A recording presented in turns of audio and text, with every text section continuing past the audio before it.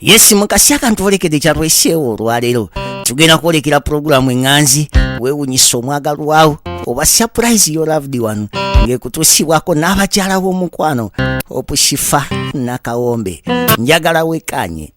Yazzeeko baabadde bamuyita Summa wali in names of Jaria, thank you, naye yatuwadde naye yatuwadde meka ye si ono wano Summa yatuwadde 5,000. Twafunye Saida yatuwadde 1,000 Saida ne tufuna Sawuya ate n'amannya agamu gazze gaddamu Eva ne tufuna Sawuya n'atuwa 2 ne tufuna Sylvia Nakazibwe n'atuwa 5,000. Twafunye Summa n'atuwa 5,000. Twafunye Jennifer n'atuwa 1,000. Vice omukyala Harriet ono waffe gwe tutula naye wano meeting yatuwadde 1,000. Mami yaani yenze naleese mmeka nendeetayo 2,000. Jaasi ono PA na Jaasi wa mami ng'ani agambye nti wange n'atuwa 1,000. Mariam Stroke Zuwena n'atuwa 1,000. Harriet Love n'atuwa 1,000. Be bano abantu. Mariam Stroke Zuwena wuno atongedde 1,000. Senga muto yazze n'abuulirira abashaddi abanatera okufumbirwa n'atuwa 5. Wabaddewo Rosemary n'atuwa 3. Prosi n'atuwa 1,000. All cleaning services oba muyite Sylvia yatuwadde 1,000. Wabaddewo Tito yatuwadde 5. Wabaddewo Godfrey Mande n'atuwa 2. Khadija n'atuwa 1,000. Fulgence n'atuwa 1,000. Saida n'atuwa 5. Ayebazibwe n'atuwa 5. Joseph n'atuwa 3,000. Sweet Sarah ono waffe ow'omu meeting atudde awo mumulengera mu kitengi yatuwadde Sweet Sarah 5. Sumaya n'atuwa 5. Edris Stroke Prosi Nabukera yatuwadde 5. Kasifa Mulerenge n'atuwa 2. Sumaya n'atuwa 1,000. Olwo nno ng'atwongera Rachel Stroke Namata n'atuwa 5. Nanazo no Eva Bambi naye atuwa aba ku TikTok oba Stroke Karo yatuwadde 5,000. Yatuwadde 5 ate nzikira yatwongedde. Susan n'atuwa 1,000. Mr. Ibra n'atuwa 7 bwe yajjidde. Nashiba n'atuwa 1,000. Josephine n'atuwa 5. Rena n'atuwa 1,000. Fausta n'atuwa 1,000. Alon n'atuwa 1,000. Sennoga n'atuwa 9. Dorence n'atuwa 5. Mr. Ibra n'atuwa 12. Chairman n'atuwa 1,000. Jasi PA n'atuwa 8. Safi n'atuwa 5. Jajja Peace owaffe wano atufumbira n'atuwa 1,000. Joan waffe wano gwe tutula naye n'atuwa 5. Sweet Sala gwe tutula naye wano n'atwongera 5. Jasi PA gwe tutula naye wano n'atuwa 5. Mr. Ibra tuba naye wano n'atuwa 5,000. Mariam n'atuwa 1,000. Mami Agatha n'atuwa 24,000. Goleti Friday n'atwongera n'atuwa 5. Mumbejja n'atuwa 1,000 ono gwe tutula naye wano omukadde. Drina n'atuwa 4,000 n'atusuubiza ajja tunoonyezaayo endala. Mariam n'atuwa 1,000. Fiona n'atuwa 5. Hamida n'atuwa 1,000. Monica n'atuwa 3. Joan n'atuwa 5. Allen n'atuwa 1,000. Sawuya n'atuwa 1,000. Werowisha oba muyite Zabbi oyo Zabbi tutambudde naye ebbanga lyonna n'atuwa yatuwadde 4,000. Okay, Mase stroke Catherine yatuwadde omutwalo, Fiona 15,000, Nause omutwalo, Cheya n'atuwa ogumu 10,000, Nalukenge n'atuwa 10,000 tuba naye wano. Juliet n'atuwa omutwalo, Goleti Friday n'atwongera 5,000, Namirembe n'atuwa 5,000, Mr. Ibra n'atwongera 7,000, Winnie n'atuwa 3, Pamela 15,000, Hamida 15,000, Christine stroke omuweereza wa Mukama yatuwadde omutwalo, Swaga mama n'atuwa 10,000, Jackie n'atuwa 20,000 zijja kujja ezo nkimanyi, Justin n'atuwa 5,000, Charles n'atuwa ogumwaka ameka 1,700 sorry. Waliwo Charles yatuwadde 1,700. Siwulira ngalo. Harriet Love n'atwongera 5,000, Patricia n'atuwa 5,000 ate naye atwongera olwo. Trushifaholic Summa yatuwadde 2, Alex n'atuwa omutwalo, Harriet Love 5,000, Mayo omutwalo, waliwo Werowish yatuwadde 3.5, nga mwaziwandiise emirundi 2. Waliwo then okay. Awazeewo Werowish ezikyali ku pending ali Canada yatuwadde 3.5. Zendex tutudde naye wano omwami oyo akyali nawo. Oyo Zendex yatuwadde 15,000 tweyanziza mwami Zendex. Nanas n'atuwa 3, Margaret n'atuwa omutwalo, Benita n'atuwa omutwalo, Rehema n'atuwa 3,000, Benita n'atwongera 2, Nuwa n'atuwa omutwalo, Jean Namanya n'atuwa 5, Idris stroke Prosi Nabukera n'atwongera 5, Rebecca Atiti n'atuwa omutwalo, Mr. Ibra n'atwongera 6, Farida n'atuwa 10. Farida tuwazitiikinze. Nagambye zisazeemu. Farida owe 10. Nagambye ozitooleko yadde asuubiza nama n'atuwa 15,000. Wayongeddeko bongeze 5. Mami Christine n'atuwa 5. Saida n'atuwa 4. Grace n'atuwa omutwalo. Lorini n'atuwa 5. Ibrahim Kamulege n'atuwa 1.5 n'adduka. Mr. Ibra n'atuwa 3. Okay, Farida zino ze yasuubizza 23 zigenda kujja enkya. Then tusembyeyo ne Nabakka atutuusizza okuba nga twogera $2,449 atuwadde omutwalo. Bannange abantu abo be muwulidde kuva lwaki mukola ensobi ng'ezo eri abagagga ate nga mutwalo.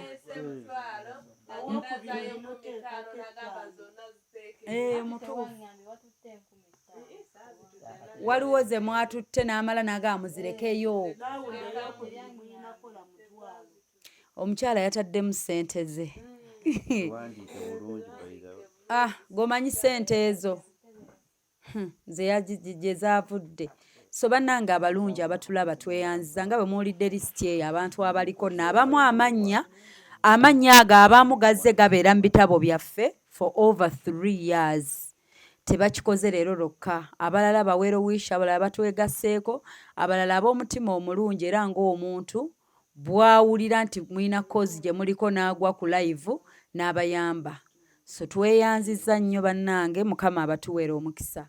Mukama abazimbire ebizimbe, Mukama abaagale, Mukama abawe emirembe mu bye mukola, Mukama abasanyuse, Mukama abawe ezzadde eddungi, Mukama abawe bapatana abalungi. Baneetumalirize wano kitono ekyo. Mukama abawe ezzadde eddungi, abawe bapatana abalungi, abaami abalungi, abakyala abalungi, bagirlfriend abalungi abagenda obbawulira. Abaami abalungi, ba boyfriend abalungi abab'omulamu ababatwala mu maaso nga babitegeeza. Bannange buli omu kyayaayaanira anoonya obugagga abufune, kubanga Mukama okirabye abantu bano nti obugagga bwabwe buyamba abalala, they benefit others, si bannakyemalira. Wallahi Mukama bawe emirembe basanyuse, Mukama bawe favor, Mukama bawe okuganja, Mukama bawe olulimi nga gye batuuka bawulirwa, nga we boogera babawulira ng'ayogera kigambo n'awulirwa. Tusaba Mukama essaala zaffe ze tusabira ewala gye tutabalabira abali mu Uganda n'ebunaayira n'ebweru n'emitala w'amayanja. Mukama tukusaba essaala zibatuukeko. Tusaba obawe feva buli kye bakwatako Mukama kifune omukisa bawulirwe. Mukama tusaba obawe obukuumi obataase abeebiisa ebibi. Tusaba Mukama obataase obalwanire entalo ze bamanyi ne ze batamanyiiko. Balina ababawalana be bamanyi ne be batamanyi. Tusaba Mukama olwane entalo zaabwe kuba ggwe mulwanyi ow'amaanyi asinga. Mukama ggwe amanyi be babayaayaanira ku mitima gyabwe. Nninza obbasabira ebizimbe ng'abamu si bye beetaaga. Mukama bagabirire kye basinga okwagala. Nkusaba Mukama obagabirire gwe okimanyi kuba nze nsooka era nga nsaba emmotoka gye njayaanira naye nga mu budde obwo Mukama gw'omanyi ekigwana mu budde obwo naawe Mukama nkusaba era bw'oba okikola ku bo. Obamanyi gwe alaba emitima gyabwe gye tutalaba. Gwe abalaba Mukama gwe ali awo kumpi we bali. Ye gwe abamanyi otusinga tetubamanyi nnyo naye bambi ne batoola bambi ne batuwa. Mukama yongera obbawa kubanga bambi bagasa abantu baabalala. Kuba ne bano abantu be tulimu eddundu era gwe yabatonda Mukama era obaagala. Era Mukama nga bw'ogamba nti twatondebwa mu kifaananyi kyo. We are created in God's image. Kitegeeza nga bali bw'obaagala baatondebwa mu kifaananyi kyo ne bano abali eno eddundu. Era nabo Mukama wabatonda mu kifaananyi kyo. Kitegeeza obaagala kyewava obatonda mu kifaananyi kyo. Embeera gye balimu oba bye bayaayaanira okufuna Mukama tewakola nsobi okubanga gwe wabakola otyo nga n'abalala watukola nga bwe watukola. Era bw'obanga Mukama wabaleeta mu kkubo lyaffe n'otutambuza emyaka 3 mpaka olunaku lwa leero tuvuga amamotoka matumbi budde ne tujja sipiidi Mukama ne tuyita mu nguudo enkambwe yonna gye tuyise naye Mukama n'otutuusa n'ogamba mujja tutuuka. Eddoboozi lyandifudde naye Mukama n'ompa eddoboozi ne mba nga nkyasobola okwogera. Zonna sayini zonna bubonero okulaga nti Mukama eno calling yo kino kyava eri ggwe tusobole blessinga family eno. Ye ggwe yagituleetera. Era wandibadde oteekawo ebiremesa Mukama. Wandibadde oteekawo kale wandimpadde omutima omubbi nga ssente zaabwe nazibba dda. Kale sitaani yandinkemye ne mbanga essente z'ettaka poloti saazigula. Naye Mukama bwe tubanga ne poloti endagaano zonna beebase nazo mu mayumba nga zisoma mannya gaabwe saakemebwa kuteeka mugange nti Nakawombe Shifa.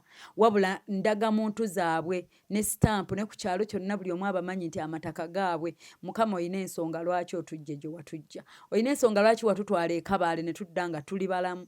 Waali wala nnyo abamu twatambula matumbi budde. Mukama n'okola eky'embaga ne kibaawo. Kiraga byonna sayinzi zo Mukama nti wali ready okublessinga abantu bano. Simanyi saala kize baali bakusaba mu budde obwo. Simanyi bigambo bye baakozesa. Sinakindi simanyi birungi byabwe. Lwaki watuuka noga tayimu yaabwe yeeno. Okubanga bafuna ekizimbe, okubanga bafuna we balimira. Nange sibimanyi Mukama Katonda wange. Nange neesanga ndi wano. Wabula nkwebaza abantu abalungi bongasseeko. Nkwebaza abantu abawulidde ekigambo kye njogedde ne bakiwa amakulu.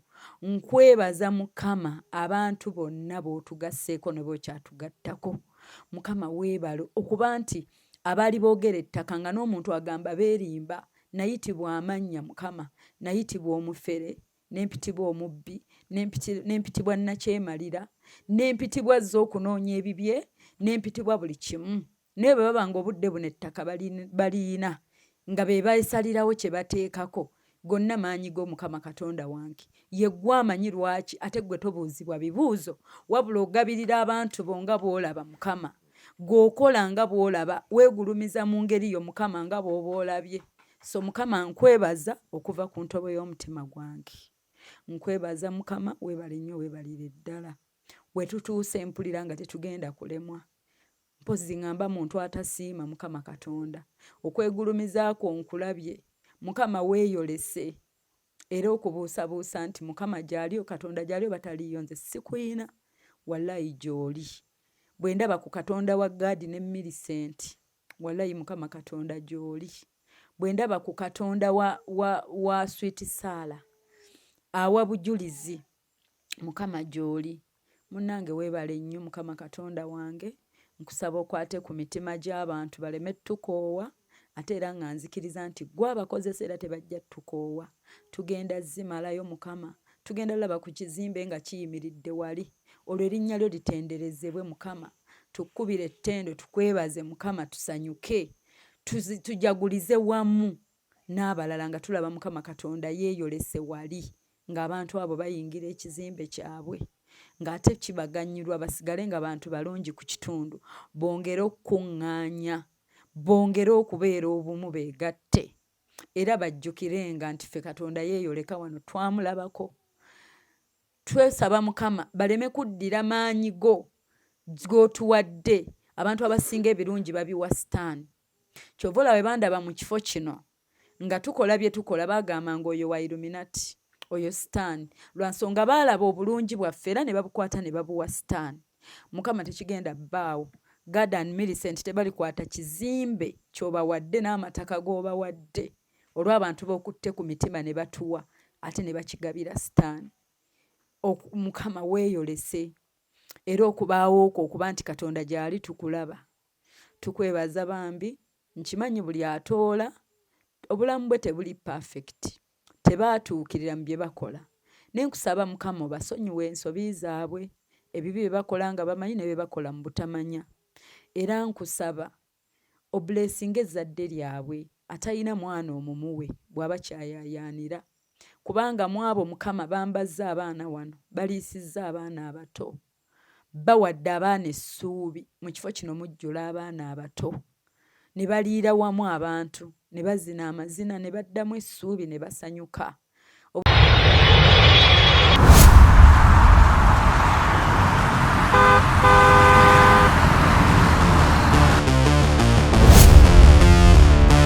Some places are simply where you stay, but some places are where you truly arrive.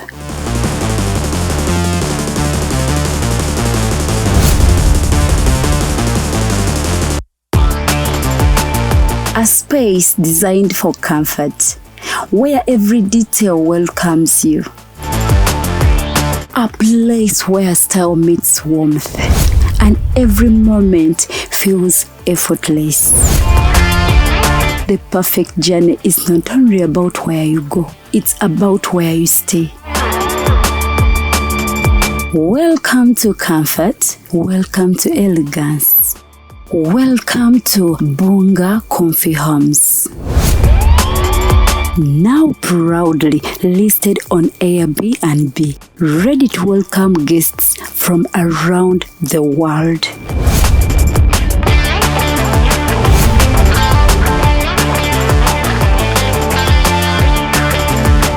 For reservations and inquiries, contact us on +256 772 461 976 or +256 701 260 881 or +16 175 952 751. Bunga Comfy Homes. Your home, away from home. Book your stay today.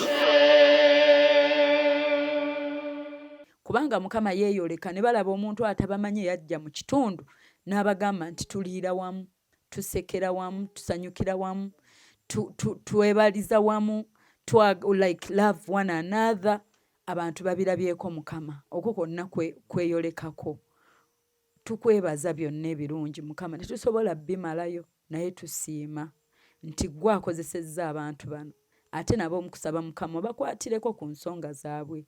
Twagala Mukama nabo beenyumirize mu kuyamba, bongere n'okuyamba abalala eyo gye tutaliba.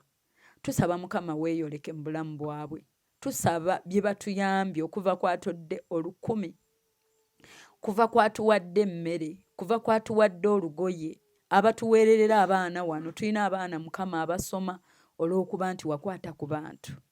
Tusaba Mukama obakwateko, weeyoleke mu bulamu bwabwe, beenyumirize mu kuyamba, beenyumirize mu ssente ze batuwadde, beenyumirize mu birungi bye batukoledde. Baleme kwetamwa kuyamba Mukama, baleme kwevuma kuyamba, baleme kukaasinga kuyamba. Weebale nnyo Mukama Katonda, tukwebaza olw'olugendo luno lwe tutambudde. mpaka wano we tutuuse, ate era ne gy'otutwala gw'amanyiyo, gy'otuvuga tuzza gw'amanyi, naye ffe abamu twewaayo mu bulamu bwaffe otukozese. Buli muntu buli omu waali, buli abadde ku live eno n'abaavuddeko edda, amannya g'ensomye ku lisiti nga bwe nzize ngasoma, nkusaba Mukama oba blessing, n'ababaddewo abasharinga live, abakomentinga, abatuzzaamu amaanyi, ababeerawo nga bwe tuwangula bawulira nga nabo bawangudde wamu naffe. Nakawombe Shifa Hope, mwebale nnyo, mwebalire ddala, mbaagaliza ekiro ekirungi oba amakya amalungi. Naye mugamba mutya kansubire muli bulungi. Njagala kwebaza abatuwadde ku ssente olunaku lwaleero. Twatandise tunoonya miliyoni 5 n'ekitundu, miliyoni 5 n'ekitundu.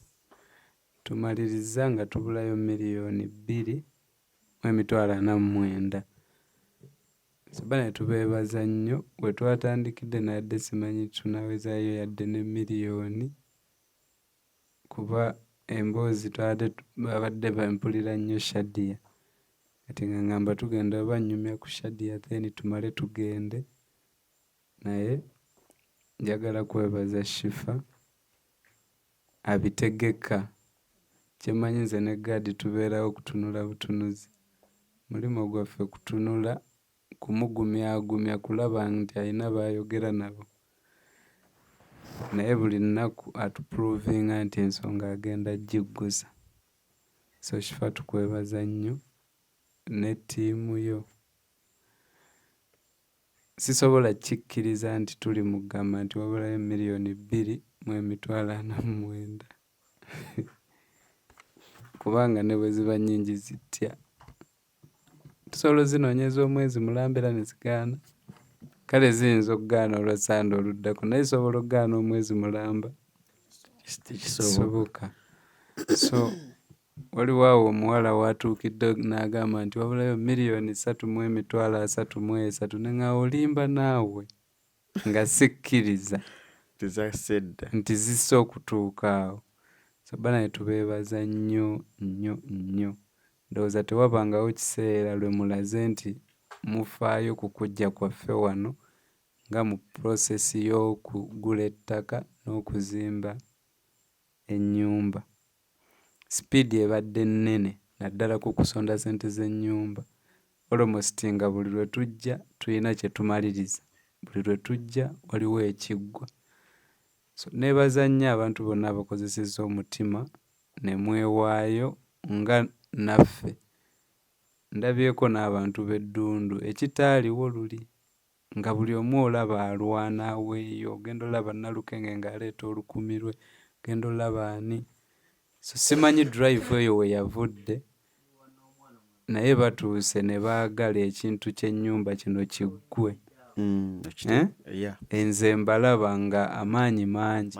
Ndabye wano Shifa nga agamba omukadde agende, naye ng'olaba omukadde agenda alumwa. Oyinza okugamba oba waliwo keeki gy'agenda okulya, okitegeera, nga tayagala kugenda. So bannaaye tubeebaza mwenna abamanyi kye tuyitamu. Kigambo kusaba ssente mu bantu si kyangu, okitegeera. So tubeebaza nnyo. Ate olwaleero olubadde luzibu nnyo, nazze simanyi oba tunaasonda n'ekikumi kuba wabaddeyo omupiira. Era tutuuse awo ne Ibrahim twekuba obwama nti oba tebaliiko lwa mupiira, nga bakendeeredde ddala. So twebaza abeerekereza ne mubeerawo. Waliwo bendabye obwedda nga bakomentinga nga obwedda obwe twatandise live mbalaba, paka ssaawa zino nga tukyali nabo. So tubeebaza nnyo ababeera ku YouTube, ku netiwaaka yaayo, naye ogenda olaba ng'oli alinayo katuwadde. Mwebale nnyo, mwebalire ddala. Simanyi oba nnina ebisukkaawo, essaala bagituwadde, naye nyinza obba leero lwensoose owulira Shifa ng'asaba nga jjajja Enoka, oba mumuwulidde? bannange essaala ebadde maanyi funye n'okutane nga bwe yalokose Shifa ompadde inspiration ngenda kuddayo njigosaba mbabuulira ngenda kuddayo njigosa omanyi nabyo biswaza waliwo bwe bakwasa akazindaalo osabira abantu ng'oli alinayo yadde ebigambo ebitaano bw'aba musiraamu ng'amanya ali Fatiha nga tasukkawo, bw'aba mulokole ng'amanyi bagita kitaffe ali mu ggulu. Naye Shifa ze bandazeeko, Shifa essaala weebale ebadde tutwala mu mwoyo. So naye nga mmanyi tubeera wano ne tuyimba ssente muleete ku ssente biki ne tubiteekamu okusaaga okuddamu abakomentinga naye nga ffe ku mutima tuba tumanyi kye tuyitamu.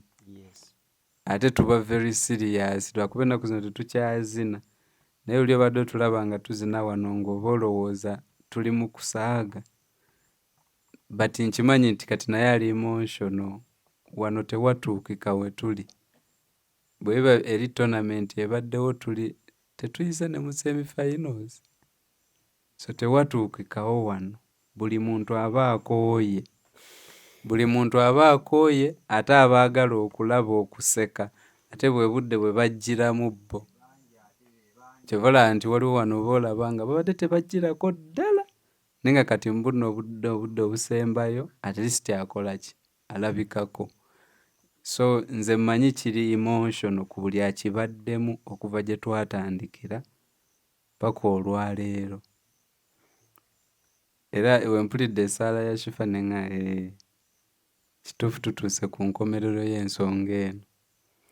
So tubeebaza mwenna be tutambudde nabo paka olwaleero. Njagala kwebaza Sweet Sarah anti omanyi mu gurupu yange ninayo eyita Sweet 18 kati wempulira Sweet Sarah kibadde kimbuzaabuziza. Njagala kwebaza Sweet Sarah ebirabo byatuwadde, weebale kusiima bye tukola.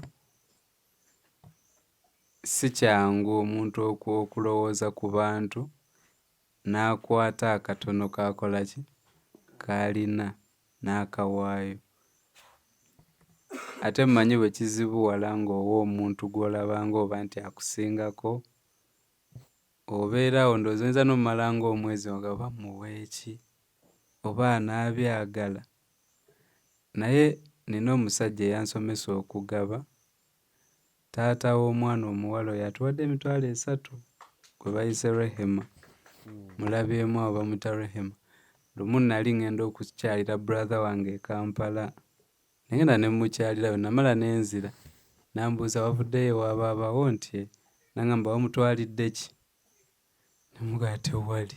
Tina ndimutwalidde ki? Nambuuza wamaze n'omugamba ku bya fees byo? Nti nambuuza wagenze n'otabako ky'omutwalira ate n'omugamba ku bya fees? Nti nagaa tokiddangamu. Nembuuza kati baaba wange yatulabirira n'ewaka. Kati nnyinza muwaaki? Mutwalire ki? Omusajja oyo alina edduuka muzeeyo oyo. N'angamba olaba ne bw'obanga ojja wano olaba nti edduuka lino lijjudde. Nti ojjanga ne kilo ya sukaali oba haafu ya sukaali oba ekitundu kya sabbuuni. Ne muganga ate olina edduuka nga lijjudde nga nze ndi mwavu ndina mutabani wo. N'angamba ojjanga ne sukaali. Ne mubuuza lwaki? N'agamba anti edduuka lino ndijjamu sukaali gwe ntwala ewaka. Naye bw'omumpa ku olwo mba sigenda kuggyamu sukaali. Tuba tugenda kukozesa ono gw'okoze eki? Gw'oleese. N'agamba ate bw'ojja naye buli otuuka ng'oddayo mu kyalo nsirika ne ŋŋamba omuntu ono yandeetedde kedo, yandeetedde sukaali kati nze mutaddeyo buzzi.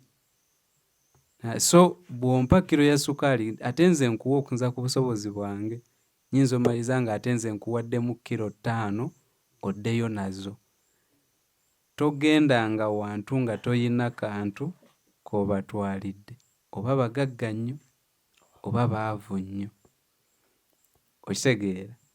Era we nakijja ndwawo kyali ewantu ne sibaako kyentwala, naye si bwe nnali. So neebaza nnyo omukyalo oyo nga tatidde kugamba nti kati Shifa ki ky'atayina muweeki. Kuba nkimanyi bw'aba amuwadde ekirabo ky'engatta akimanyi asobola ozeegulira, naye ye agambye nti nze kamuwe. So Naalongo otuswazizza nnyo ababeera wano buli lunaku nga ffe tulinayo kye twali tuwadde muntu ng'era twebuuza kati ffe tumuwe ki. Nange ngire neeseetinga enguliyo Shifa dress. Njogedde nnyo nsiimye nnyo buli lunaku mu bigambo kubanga ffenna wano atubanja. Ani atannafunako kirungi ku lulwe? Okitegeera? Naye kibi nnyo okukitekinga for granted nti kati ayinza kuba ayagala ki. Ntunulidde enkota y'ettooke n'enshemererwa. Nyankole bwe bagamba naye nga singa nina omukyala sanga nange Naalongo takikozeseza busosoze, naye yatudde n'abamanyi ennyo kati ne bamugamba oyo talina mukazi, tewali nsonga lwaki omuweto. Awula munjoze talina onoobirya nani. Sebo nange ninayo abantu. Sebo nina abantu bensobola otwalira ettooke eryo ne balifumba nenga lyavudde eddundu. Naalongo wakikiwa. Naye nga Naalongo tweyanziza nnyo, tweyanzeege. Sitegeeza nti nkubanja nti ate kati kusandika muleetere ettooke, nedda. Nsanyuse nnyo okuba ng'ontegedde kuba luli ndabye Millicent awo nga bagasooka oleetere Uncle Ibula. Bw'oleese ettooke omutima ne gukola twa. Ate nditwalyo. Kati nga nebuuza kati ettooke nditwale era anoonya wanyigira nti ŋŋaanya ebirabo bye. So neeyanziza by'ompadde ate n'omanya ne bye sisobola. Kuba ekituufu obadde mpa mbadde ngenda ddireka wana ate onyiige nga ŋŋamba bagaadi nti muli nterekereko. So naye nga weebale nnyo Naalongo, weebale nnyo ky'okoze. Shifa ayina eŋŋombo gy'atera okukozesa nti bw'oba onjagala oba oyina jangu wano weetege, yiga okwetega okuki okulungi. Naalongo agwa mu bantu abeeteze obulungi nti wallahi tusobola ova eno naye bwe mbeera eyo nyinza omumala omwaka naye ne mala ne mulowoozaako nga naye ono omukazi oba gy'ali lwaki? Kuba alina kye yakola ki kye yampa kye ŋŋenda otunulako. Ebirabo ebyo bintu bitono nnyo era oli lwaba akikuwa tekimakinga nnyo sense, naye bigonza nnyo emitima gy'abantu nnyo nga naye tategedde. Era ndowooza ffe abasajja ke kakodyo ke tukozesa okukola emikwano kugaba birabo, neera bw'oba okimuwa ogusooka era atunula banaga kati oba kano kaaki, bati omutima gugenda gugira mpola naga naye ono omuntu ategeera yali ampaddeyo kino nampa ne kino. So kati Naalongo ampadde kyampadde leero kiyinza obba nga si kikulu nnyo, naye wayinza oyita ebbanga ne nzijjukira ne ŋŋaayo waliyo omukyala yali ampadde kino, ne nkomawo ne nkola ki ne munoonyaako. So tukwebaza nnyo okuba nga otulowoozezzaako. Yadde abatono be baliwo naye bino bigenda ku YouTube, n'abalala mukirabireko. Newankubadde simpisa nti mpya nnyo abasinga obungi bagimanyi, naye abatagimanyi mukirabireko, naddala emiti emito ti ogenda ewa mukulu wo naye omutwalidde ki? Ogenda ewa omuntu okubaako ky'omusaba naye ogenze naki? Abasinga baagala nnyo kutusaba naye bo nga tebaagala kukola ki? Kutuwa.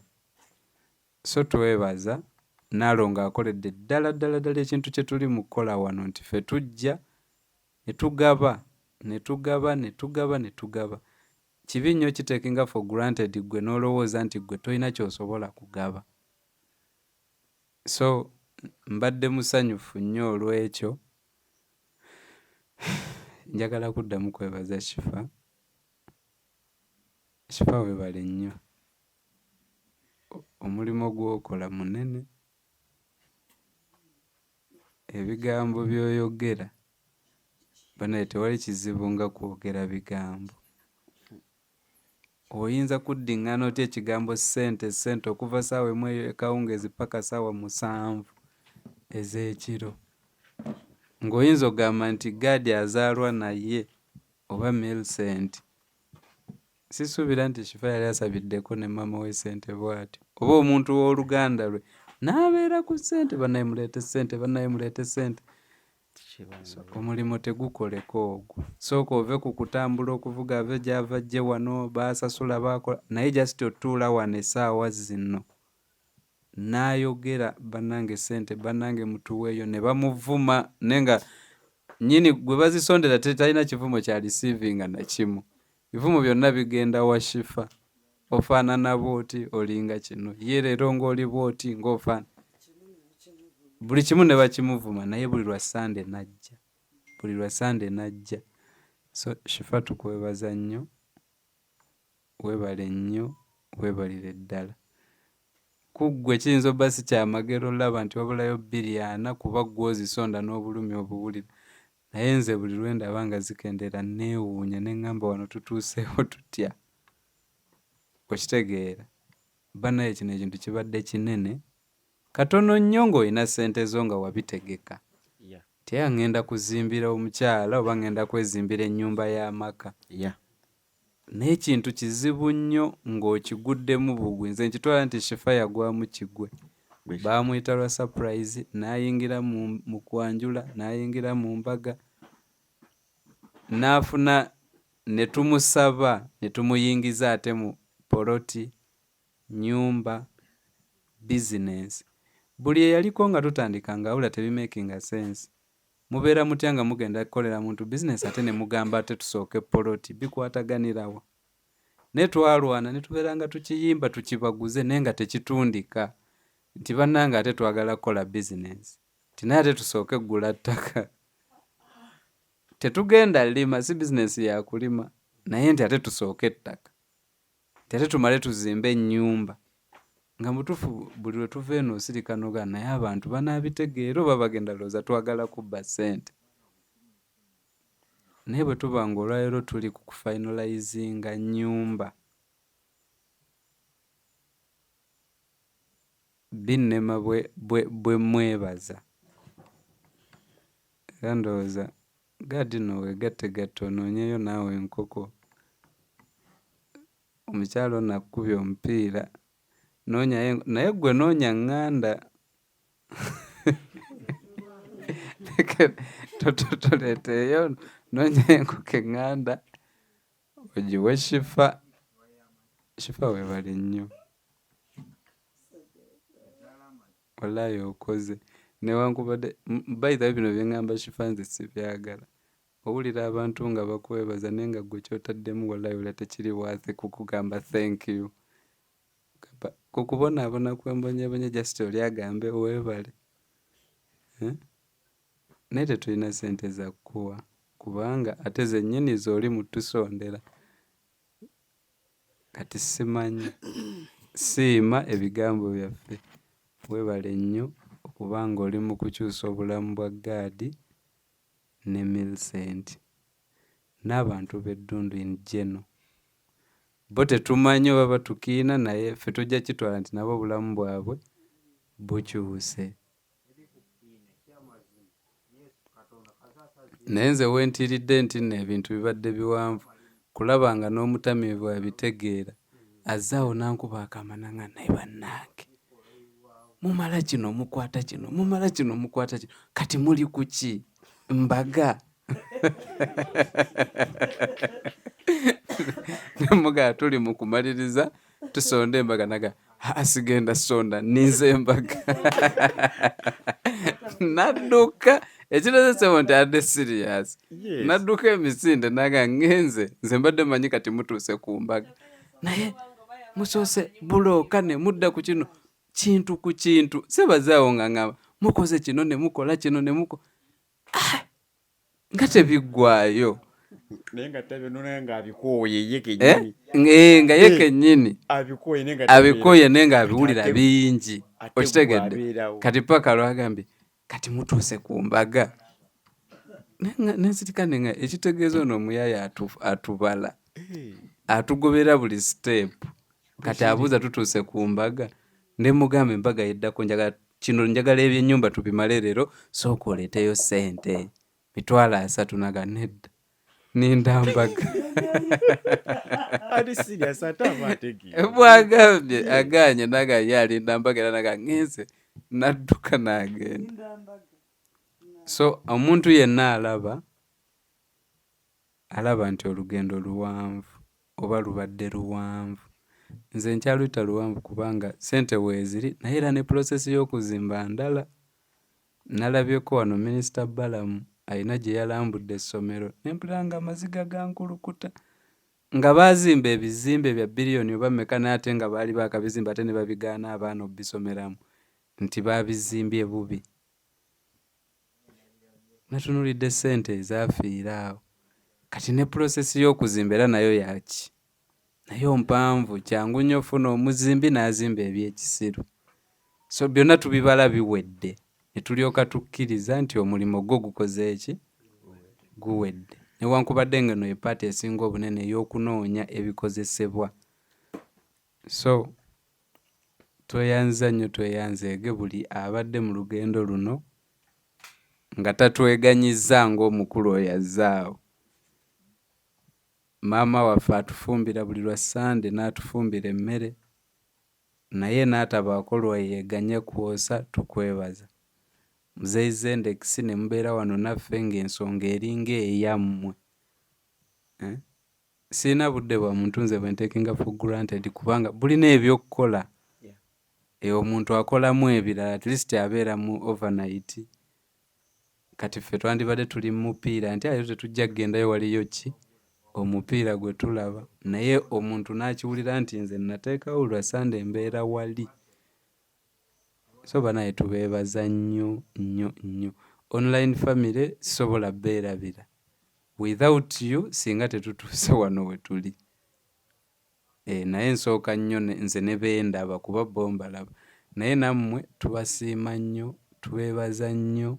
Ssente ze mutuwadde nnyingi nnyo nnyo nnyo. Ffe tuteekamu maanyi agali physical, mwe ne muteekamu in terms of monetary. Ate mmwe kyembatyako kubeera ng'okwata n'owa abantu b'otamanyi.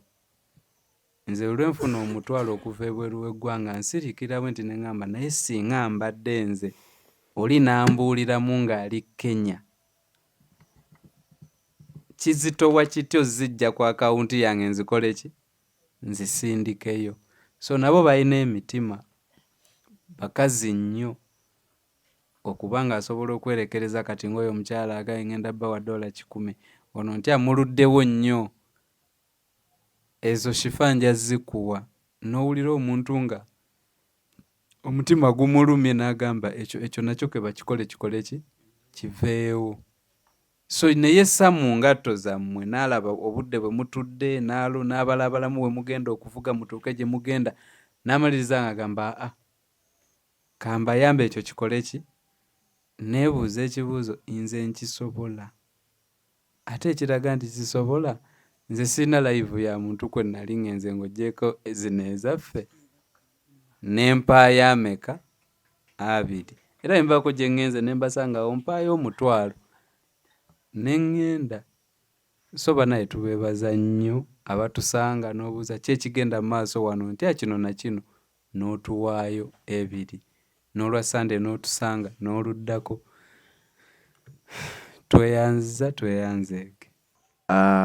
Yakusookera ddala n'ebigambo bya mami byabadde ayogera awo, wabula si bigambo wabadde yabadde essaala naye ng'ebigambo ebyabujja ku ntobo y'omutima gwe ng'alowooza olugendo lwatambudde n'eggaadi kuva last year n'okutuuka olunaku lwaleero nga alabira ddala nga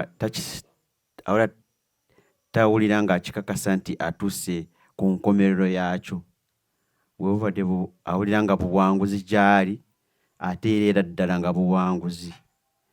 Mami tumukubiireko mu ngalo ebya ddala nga tumwebaza nga nange abadde abyogera nga mpulira nkankana ku mutima nga ntegeera gye biva okubifulumya ng'awulira nga naye kenye tamanyi gye biva ng'abifulumya mu kamwa ke naye nga alowooza ku buwanguzi bw'agenda otuukako nga nange gwabikoledde nali sibisuubirangako era ssente zakanzigwerako kuva 2024 sizirootanga nako kuzikwatako nti mbikole kitegeera sibirootangako ssente ezo kuba kuzikwata nti nziteeke mu bintu ebyo mbikole bibeere kunze era nali sibisuubira nti birintuukako obulamu nali nabuwanikira nti obulamu buwedde tewali kizzaako naye yajja mu bulamu bwange nga enjo era nze muyita enjo Katonda yamuwa tasiki yakola ekyo mu nsi muno nange nifuna omukisa n'abeera najja gye ndi ng'ekyamagero banange neebaza Katonda olw'ekyo olw'okunteekako enjo gwe yatuma mu nsi okukola ebintu ebimu paka byalina okukomekereza nga tanava mu nsi muno. Neebaza Katonda olwa Mami Shifa olw'ebyo byankoledde bannange. Mami Shifa nkwebaza ebyaddala sina nze kyensobola okukugamba wabula kusabira essaala eya Namaddala nti Katonda ayongere okukozesa n'abalala balinga nze. Katonda ajja bakutuusaako n'abalala era abakutuusaako. Twebaza Katonda olw'obulamu bwo kubanga nti yakyakukumye ng'oli mulamu olw'omulimu gwe. Ffe tukwebaza abantu b'eddundu wajja nga tebategedde ekigudde mu ddundu n'ekyemanyi buli omu ali wano afunyemu ekyokuyiga okyusiza obulamu bw'omuntu. Simanyi nti waliwo omuntu ali wano oba yali atuddeko wano atafunyeemu oba bigambo oba kyakulya oba kyonna kikiri kimanyi abantu b'eddundu basiimu nnyo. Banenge tukwebaza nnyo Gadan Millicent ebintu byeffe bitutuuseeko teyali abisuubidde mu bulamu bwe sibisuubiranga nako. Tukwebaza nnyo ddala buno buwanguzi gye tuli kuba kati nze nali sisuubira nti ndigulaawo nze nfune ssente ngulaawo mangu oba eno naye natuuka bwana ekyo nga nakivaako nakiggala nga ndaba nga nkoze eki ng'obulamu mbumaze. Naye kyewuunyisa nti Katonda yakukozesa ojje gye ndi n'abantu bategeere nti Katonda akolera abantu aba bamwesiga. Neebaza Katonda olw'ekyo ndowooza nange ndi mulungi kubanga teri ndowooza akolerwa ebirungi era nga tabikolangako. Neebaza Katonda olw'okubanga nti ebyo ebirungi bikoleddwa gye mu bulamu bwange. Abaana basoma sibulangako kyakulya nga bwe kyali kubanga nabeera wano nga omuntu onoonya ekyokulya kati oba nfumbe ki naye nga tekisoboka kuva Mami Shifa olwe yajja mu bulamu bwaffe. Kati nnyirira nga bwe mubiraba abantu ne beebuuza gwe tunoonyeza ssente ng'anyirira naye Mami Shifa tasobola kujja mu bulamu bw'omuntu n'osigala kyekimu. Olaba n'abantu abali wano bonna bannyirira olwa Mami Shifa kubanga yajja ddundu. Mami Shifa tukwebaza nnyo ddala. Njakwebaza Brother Ibrahim okubanga tutandikererangako bannange bwe temumanyi kyenjogerako mukubereko mu ngalo tandikererangako okuvula yategeera nti gadde afunye obuzibu bwati nakatakyali nange gwe mbyaga gy'obumanyi nti mmaze nga ndi mulwadde tanvangako kati ebyo nze mugambe ki wabula mwebaza byonna byankoledde. Omubiri gwaye kuyiwako omubiri eri brother we bannange naye kati alabira ddala nga buwanguzi okubanga waliwo kyengenda okutuukako kyobula aba yeebaza Shifa nga takikkiriza naye nti Gadi yali alina okufuna ebintu bino naye takikkirizangako.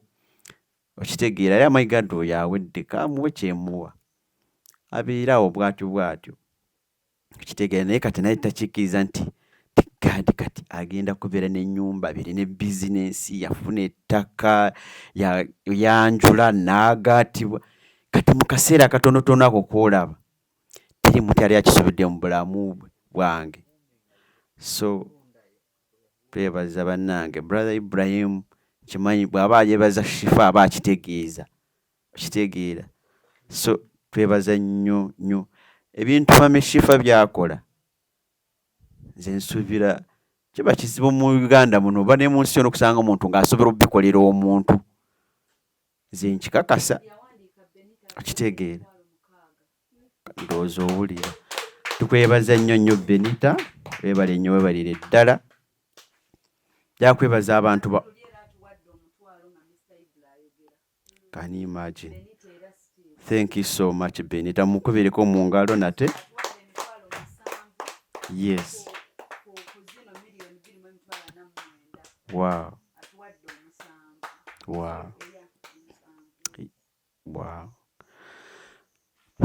So njagala kwebaza abantu ba online abo temwe kyekitegeeza omuntu kubeera eyo nga takusuubiranga nako kubanga waliwo kyoyinza omumukolera nabeera ku ssimu ye nakusindikira nasindika ssente awatali yadde kyasuubira okufunamu muntu nakwata $50,000. You people umanyi ssente kintu kirala nnyo. Muntu nakwata $2,000 $5,000 $3,000 ye ate omuntu omugabi ssente z'abeera nazo aba talina. Sisobera nti waliwo omuntu omugabi ng'alina taliiyo kikiba tikulimba teri abantu bomulaba wano nti batuwa ssente nga wamutuukirire muganda wange kyabayitamu kiba kirala. Abantu abo tuba tubasabira essaala Katonda agonze mu ebyo bye bayitamu agonze bye bayitamu era tubasabira essaala Katonda agonze mu bizinesi zaabwe ku mirimu gye babeera ezadde lyabwe buli kimu kye baba bayitamu Katonda abagondeza obulamu. Tubasabira abantu bali online aba bakkiririza mu Mami Hope aba bandabira nze abantu bano be bandabiridde ne project gye ndina wano ya online okitegeera buli kimu online abantu abo batulabiridde banange tubeebaza nnyo bamaama bataata baganda bange banyinaze tubeebaza nnyo ddala. Amanya gali mu kitabo ekyo bannange Katonda we ekitabo ekyo kirimu amannya wali buli erinnya eriryomu Katonda wange buli omuwe ebyasinga okwagala amagondeza obulamu bwabwe batemere kuba batali kkubo mu ngendo zaabwe mu bizinesi zaabwe mu zzadde lyabwe mu bulamu bwabwe obw'enkya tebabulanga ssente mu nsawo yaabwe tebabulwanga. Ayi Katonda wange balabe era obakwatireko. Twebaza Katonda olw'obulamu bwabwe okubanga nti okuva ssawa twatandise ssawa nga 9 nina kati bakyalinaffe tebanatuvaako. Oyo data omuntu n'ateekako ne ssente zakuweeza empeke mwete ekimu temukimanyi era mwe ababeera wano bwe lukya Katonda ng'akubeerako kyakuwadde nawe obeera ng'okoze ekyo kye bakola n'okiwulira wekitegeera nti abantu bano babadde batwagala era bakyatwagala. Nze nange twatandika eno project nga ndabira ddala nga enzibuzibu ebyaddala era nga brother wa Ibra wabadde agamba nti naye twali tukitunda naye okukitunda ng'olaba tekivaayo naye bw'olaba nga kituuse ku nkomerero eno weebaza Katonda. Bane twebaza Katonda olwammwe ba online YouTube and TikTok mwebali nnyo mwebalire ddala kulwana olutalo luno okulaba nti kati tuli mu nkomerero yaalwo. Banange tubeebaza nnyo yakwebaza ttiimu etambula ne Mami abali ku kamera brother Junior ebale kubeererawo Mami ebyaddala n'otakoowa ddundu nogamba leero nange mundeke neebake kwewa kampummule mwenye kuva ku Mande nakati teweebaka okitegeera PA n'abalala bonna abatazze tulina brother waffe sister waffe Shadia amuyambako weebale nnyo balire ddala. Shadia akoze omulimu gw'okunoonya ssente wano. Okunoonya ssente si kwangu brother Ibra abadde abyogeraawo nga Shadia abamuwadde akazinda awala wanaanoonya ssente naye tezimufuukidde ssente. Oyogera ssente n'owulira ng'okooye. Naye maama ayogedde kuva ssaawa mmeka nekyukira tayogeredde wano wokka. Wiiki namba aba ayogera kuva ku makya mpaka waddira ewaka. Ate era neyeebaka eddakiika ntono nnyo ate ne bukya ate n'addamu kwogera. So maami ffe tulina kyamukolera tumuteeka mikono gya Katonda yaba mukulembera agonze mu byayitamu. Naye amusasule amanyi kyenkoledde ensi Katonda ansasuddemu kino byetwagala ate naffe tubirabeko okitegeera. So nebaza abantu b'eddundu mwebale nnyo okumbeererawo, mwebale nnyo okusonda ssente, mwebale kwenyigira mu kintu kino. Brothers Index okuva olwo yajja wano tavangawo, mwebale nnyo bali ddala. Sweet Sarah wabere kutuleetera ebirabo ebyo ate ne neebaza ne bebabireetedde ne babisiima. Mwebale bisiima kubanga bivudde ku ntobo y'omutima gwe Sweet Sarah. Webale nnyo webalire ddala. Tusabira abantu bonna mu nsi yonna, mikwano gyaffe byonna bye mukola tubasabira essala ey'obuwanguzi mu buli kimu. Nsabira abantu bonna bagenda okutambula ekiro ky'olwaleero, tubasabira batuuke bulungi, Katonda abakulembere ate tukomewo wiiki ejja nga tukyali balamu. Tubaagala nnyo, mwebale nnyo mwebalire ddala, Katonda abatukulembere. Aba online tubaagala nnyo nnyo nnyo ddala. Bye bye.